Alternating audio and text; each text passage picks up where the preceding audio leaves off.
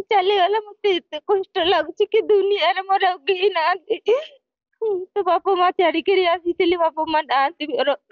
ବାପା ମା ଭଳିଆ ମୁଁ ଚଳିକି ରହିଛି, ମୋ ନିଜ ଘର ଭଳିଆ। ସିଏ ମୋ ବାପା ଭଳିଆ ମୁଁ ଜାଣିଛି ସବୁଠୁ। ମୋ ନାଁ ହଉଛି ସୁକୁମାରୀ ମୁଣ୍ଡା। ଆଜି ଆପଣଙ୍କର ମାଲିକ ଛୋଟ ଦୁଃଖରେ କାନ୍ଦୁଛି। ମୋ ବାପା ତ ମୋ ମାଲିକ ବହୁତ ମତେ ଭଲ ପାଆନ୍ତି, ମୁଁ ତାଙ୍କୁ ବହୁତ ଭଲ ପାଏ।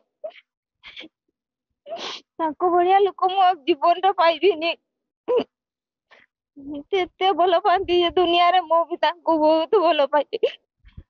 ଘରକୁ ଆସନ୍ତି କଣ କୁହନ୍ତି ଆଉ କଣ ସବୁ ଘରକୁ ଦାୟିତ୍ୱ ଦିଅନ୍ତି? ଘରକୁ ଆସିଲେ 8 ଦିନରେ କହିବେ, ମାଲିକାଣୀ ମା କଣ କରୁଛୁ, ଆମର କଣ ହାଲଚାଲ, ଚାଷ ବାସ କଣ, ଘର ଦୁଆର କଣ, ଗାଁରେ ଭଲ ମନ୍ଦ କଣ, ତତେ କିଏ କଣ କହୁଛନ୍ତି, ଆମର ଚାଷ ବାସ କଣ ହେଲା, ପଇସା ପତ୍ର ଅଛି ନା ନାଇଁ, କଣ ଭଲ ମନ୍ଦ ସବୁ ବୁଝିକିରି ଯାଆନ୍ତି।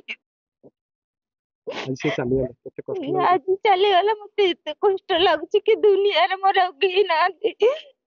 ତ ବାପା ମା ଛାଡିକିରି ଆସିଥିଲି, ବାପା ମା ନାହାନ୍ତି ମୋର।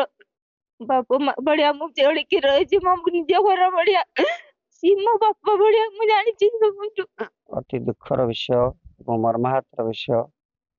ଆଜି ରାଜ୍ୟ ରାଜନୀତିରେ ଏବଂ କାକଟପୁର ରାଜନୀତିରେ ଏକ ବିରାଟ ଶୂନ୍ୟସ୍ଥାନ ସୃଷ୍ଟି ହୋଇଛି। ଆମ ସମସ୍ତଙ୍କର ସମ୍ମାନୀୟ ବର୍ଷିୟାନ ଗାନ୍ଧୀବାଦୀ ନେତା ଶ୍ରୀ ସୁରେନ୍ଦ୍ରନାଥ ନାୟକ ଆଜି ଆଉ ନାହାନ୍ତି। ଆମମାନଙ୍କୁ ଛାଡ଼ି ତାର ପାରିକି ଚାଲି ଯାଇଛନ୍ତି। ନିଶ୍ଚିନ୍ତ ଭାବରେ ଅତି ଦୁଃଖର ବିଷୟ, କାରଣ କାକଟପୁରର ଗର୍ବ ଥିଲେ, କାକଟପୁର ବିକାଶ ତାଙ୍କ ନେଇ ହେଇଛି।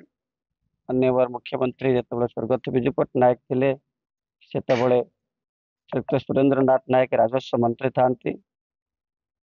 ତାଙ୍କର ଅବଦାନ 13 କୋଟି ଜିଲ୍ଲାକୁ ପ୍ରଶାସନିକ ସୁବିଧା ପାଇଁ 30 କୋଟି ଜିଲ୍ଲାରେ ରୂପାନ୍ତରିତ କରିଥିଲେ। କେବଳ ସେତିକି ନୁହେଁ, ମହାବାତ୍ୟାରେ ଓଡ଼ିଶାର ଜନଜୀବନ ଯେତେବେଳେ ଧ୍ୱସ୍ତ ବିଧ୍ୱସ୍ତ ହୋଇଯାଇଥିଲା, ତାଙ୍କର ଗୋଟିଏ ବାକ୍ୟ ସମଗ୍ର ଓଡ଼ିଶାର ଜନମାନସକୁ ଆନ୍ଦୋଳିତ କରିଥିଲା, ଚଢ଼େଇର ବସା ଅଛି, ମଣିଷର ବସା ନାହିଁ। ଏ ମଣିଷ, ଏ ସଂଗ୍ରାମ ଏବଂ ଲଢ଼େଇ ଏ ବାସହରା ମଣିଷମାନଙ୍କ ପାଇଁ। ଆଜି ସେ ନାହାନ୍ତି ସତ, କିନ୍ତୁ ରାଜନୈତିକ କ୍ଷେତ୍ରରେ ସେ ଆମ୍ଭମାନଙ୍କୁ ଯେଉଁ ପ୍ରେରଣା ଯୋଗାଇ ଆସିଛନ୍ତି, ସେହି ପ୍ରେରଣା ଯୁଗ ଯୁଗ ଧରି କାକଟପୁରବାସୀଙ୍କୁ ଉଦ୍ବୁଦ୍ଧ କରିବ। କାକଟପୁର ବିକାଶର ରାସ୍ତାରେ କ୍ଷିପ୍ର ଗତିରେ ଆଗେଇ ଯିବ।